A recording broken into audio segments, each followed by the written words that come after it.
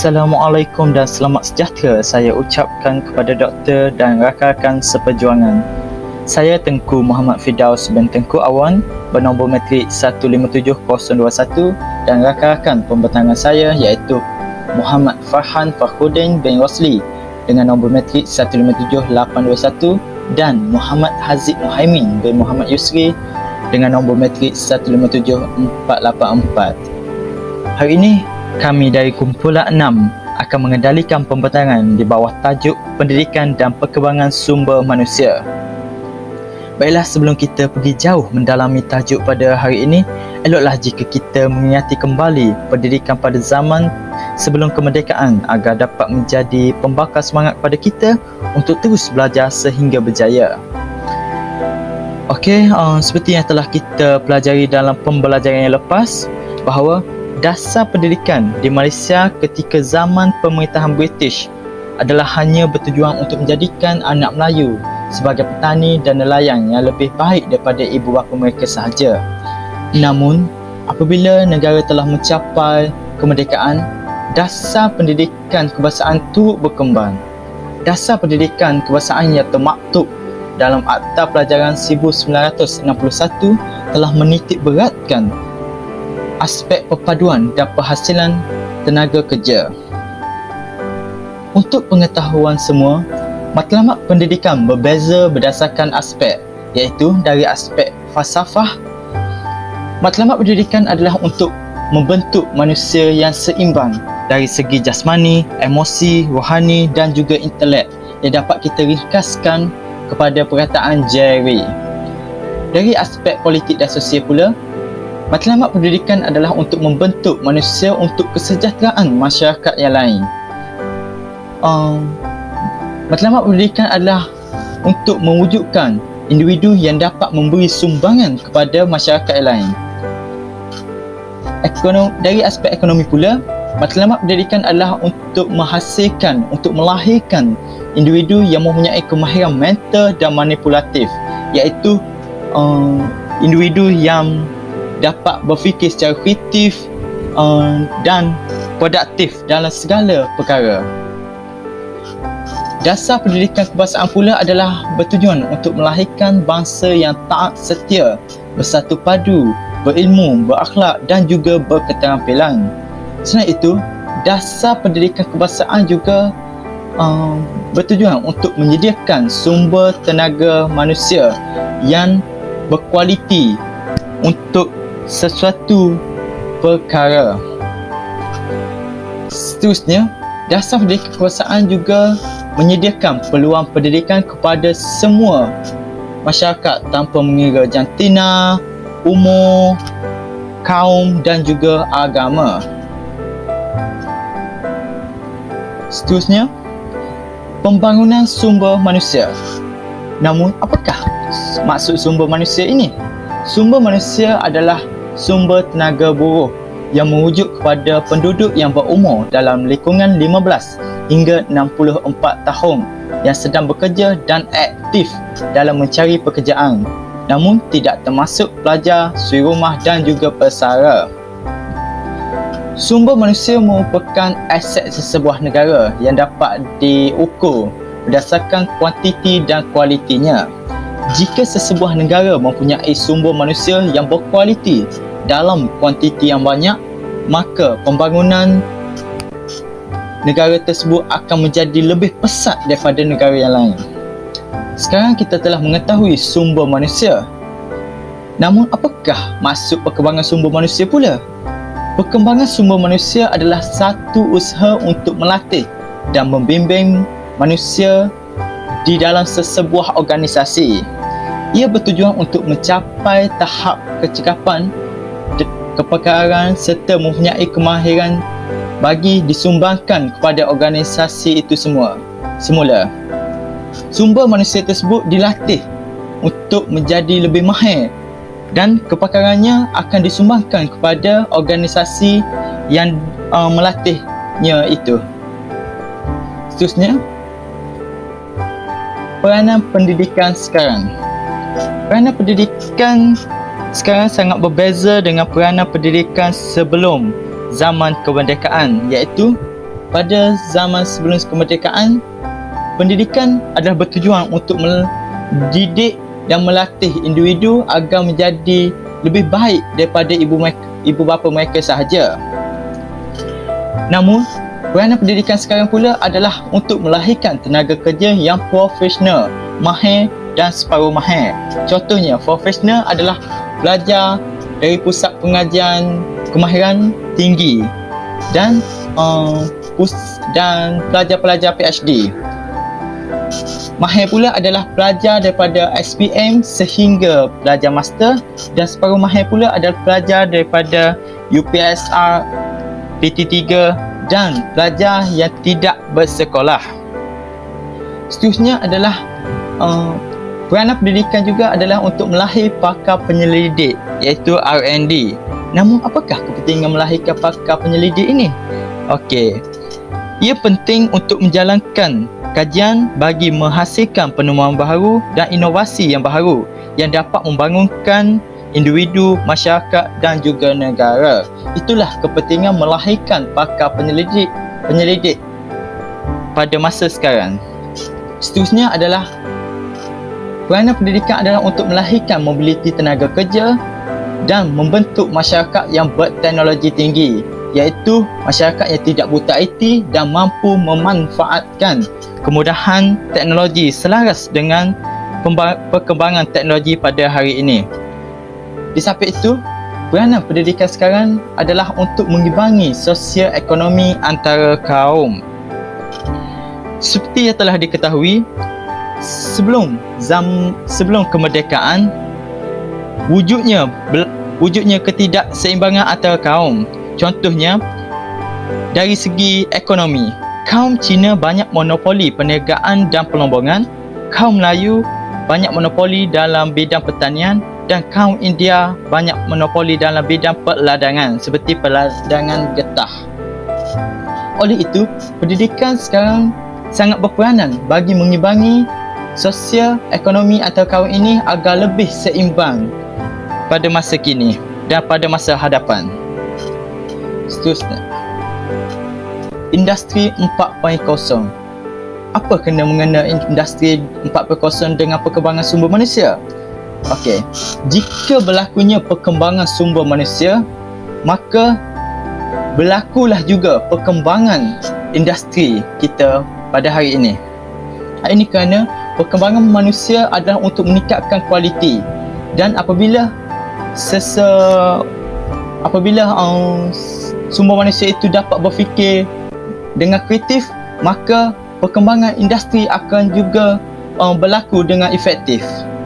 Okey, namun apakah Industri 4.0 ini? Industri 4.0 adalah mengenai sistem cyber fizikal yang boleh menghubungkan dunia digital dengan sistem biologi seperti manusia melalui internet. Menurut Paira, Bareta dan Amaral 2017, revolusi Industri 4.0 merupakan satu integrasi dan inovasi dalam kehidupan masyarakat dunia pada hari ini. Seperti yang semua dapat lihat, setakat ini kita mempunyai 4 lapisan industri, iaitu Industri 4.0 pada 1784, Industri 2.0 bermula 1870, Industri 3.0 bermula 1970 dan Industri 4.0 bermula sekarang. Okey, setakat itu saja pembentangan saya setakat ini. Saya teruskan kepada Haziq. Terima kasih.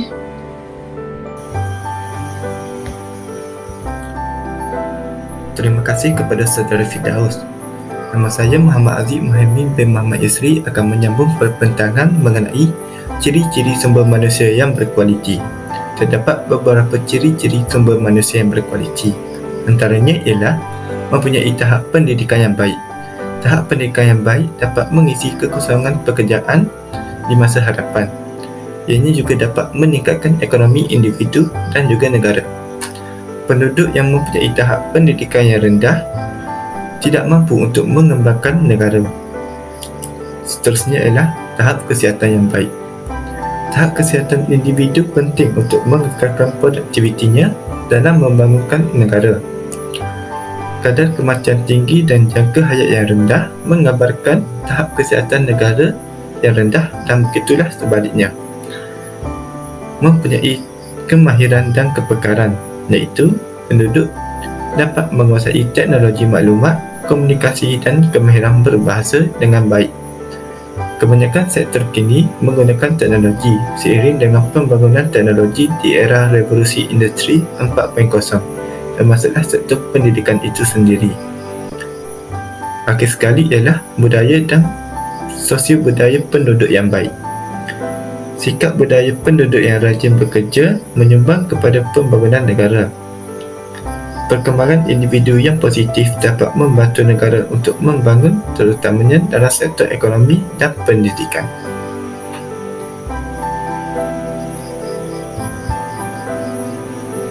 Seterusnya ialah isu pengurusan sumber manusia dalam pendidikan.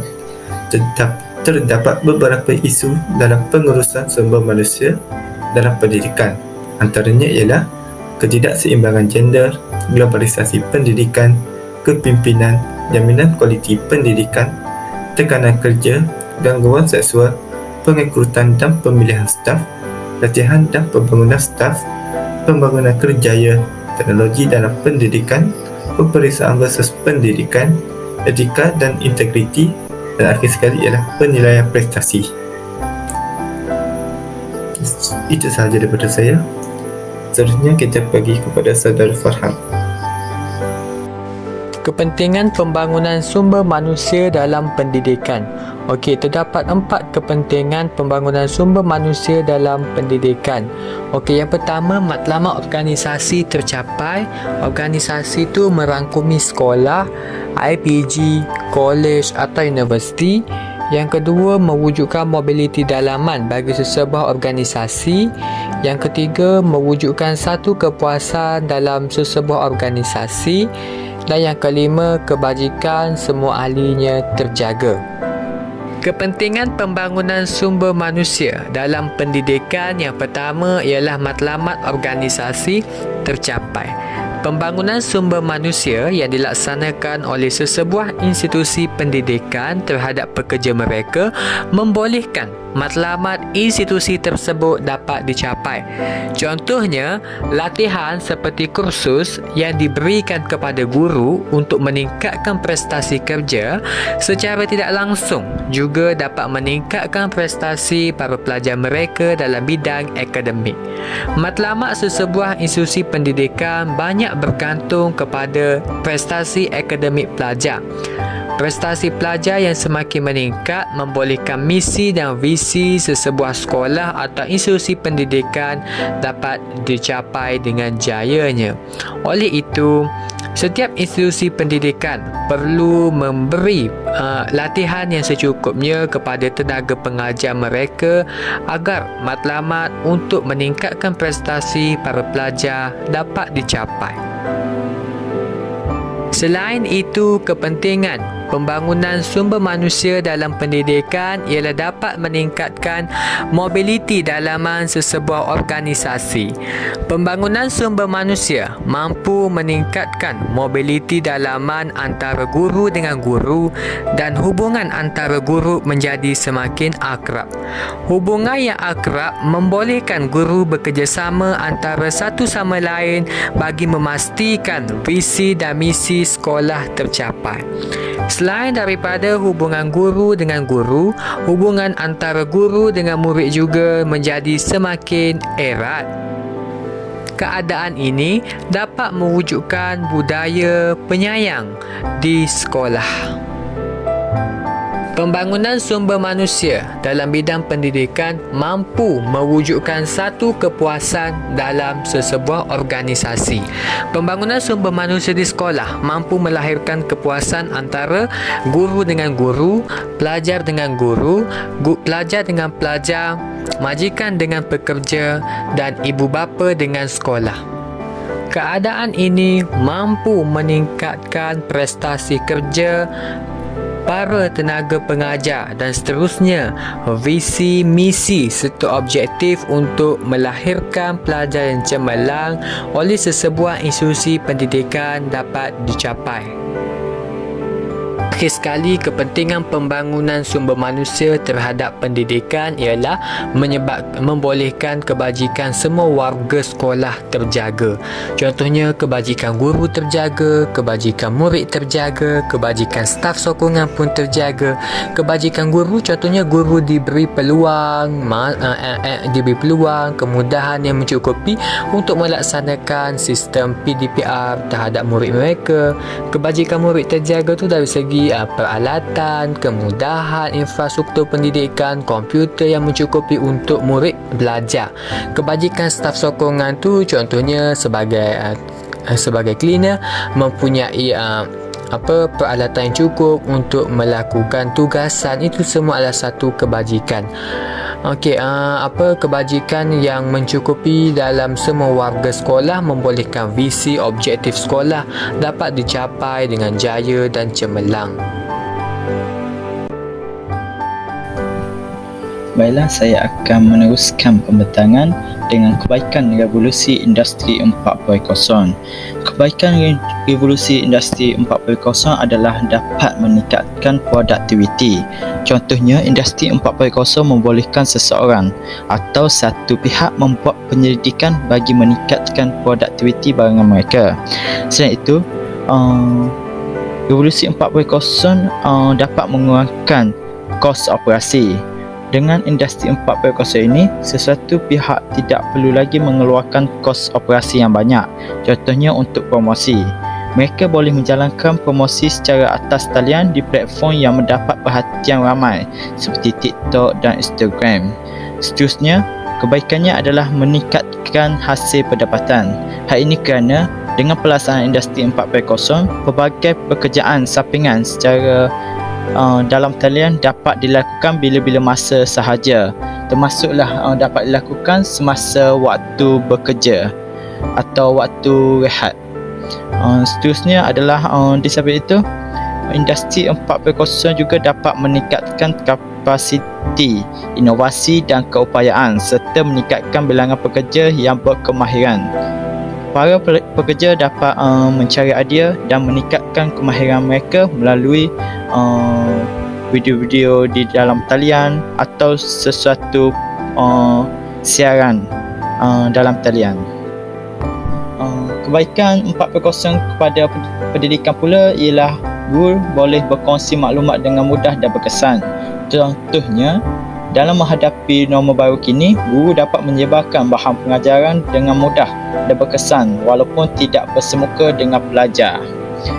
Selain itu, guru juga boleh menyimpan dan menilai prestasi pelajar menerusi aplikasi e-learning management system iaitu LMS.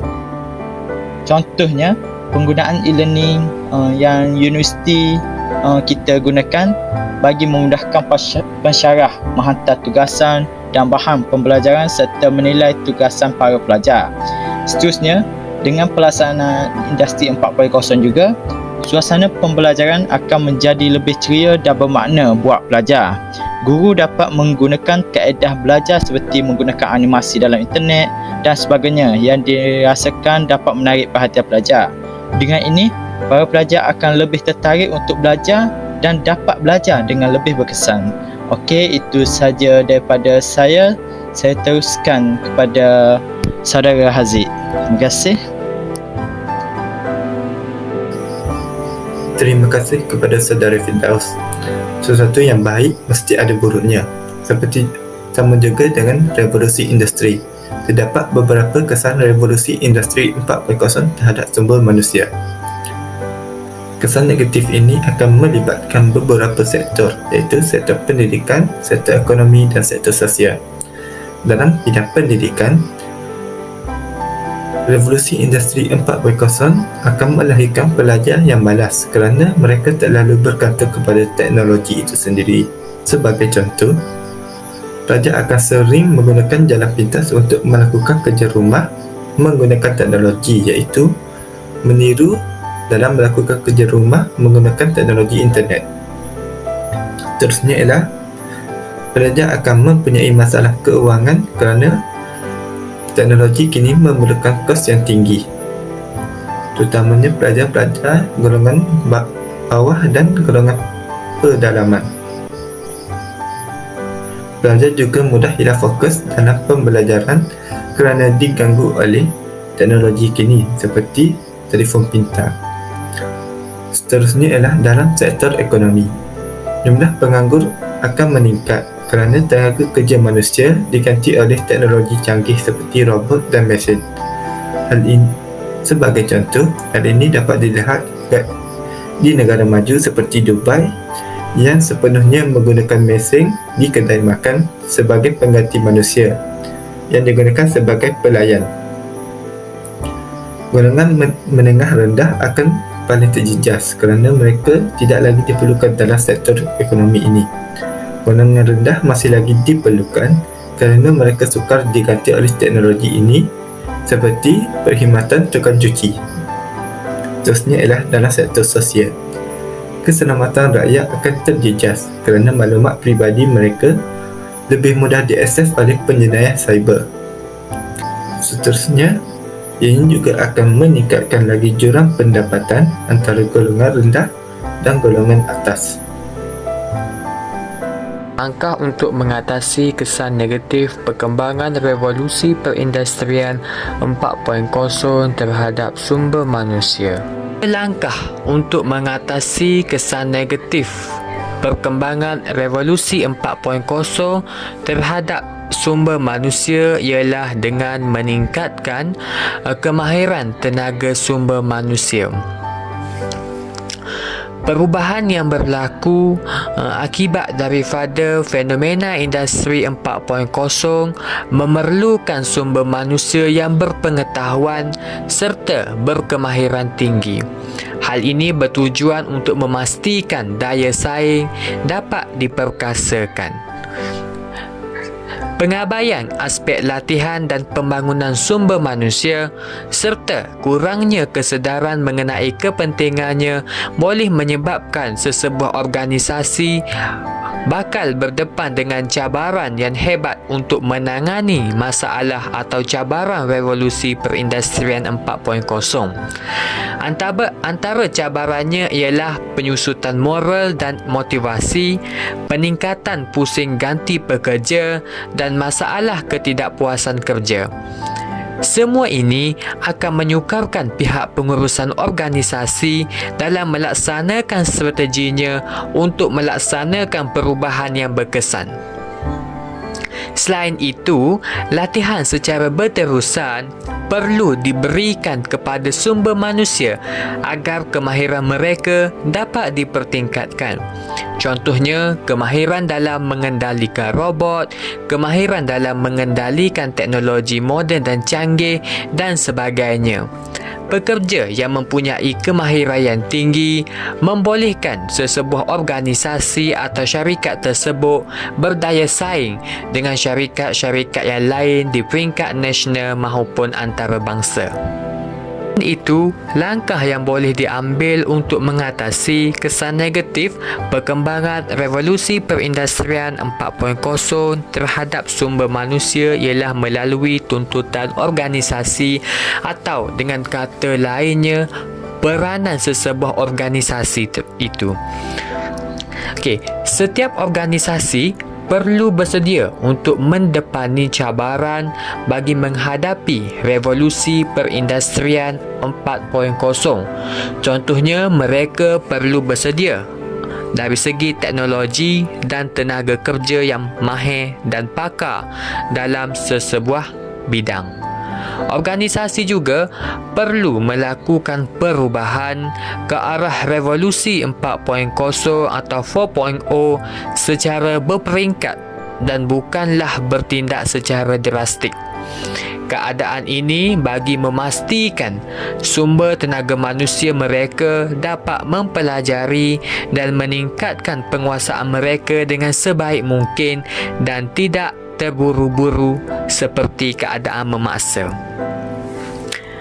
Selain itu, kajian secara menyeluruh juga perlu dilakukan oleh organisasi tersebut secara berterusan agar syarikat mereka mampu untuk berdaya saing dengan syarikat-syarikat yang lain. jelas menunjukkan bahawa sesebuah organisasi amat penting peranannya untuk menangani cabaran atau kesan negatif perkembangan revolusi perindustrian 4.0 terhadap sumber manusia.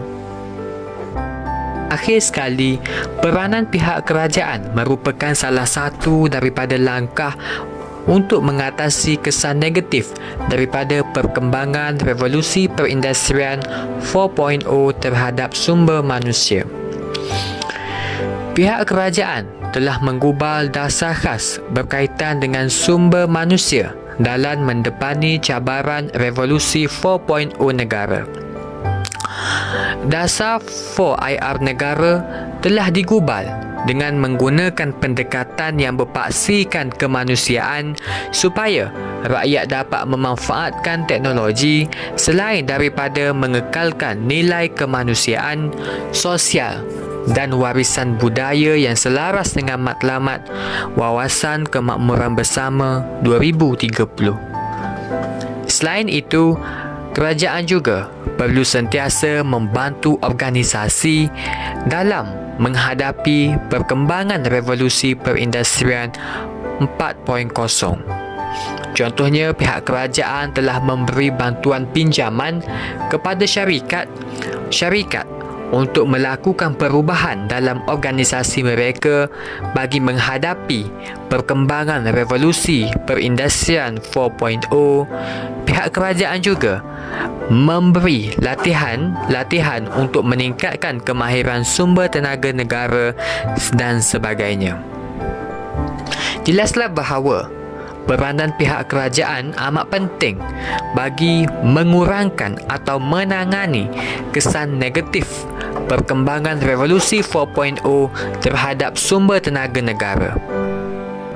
Setelah selesai pembentangan daripada kumpulan kami meminta agar semua penonton untuk menjawab soalan kuis yang telah kami sediakan. Soalan kuis adalah berkaitan dengan tajuk pembentangan kami.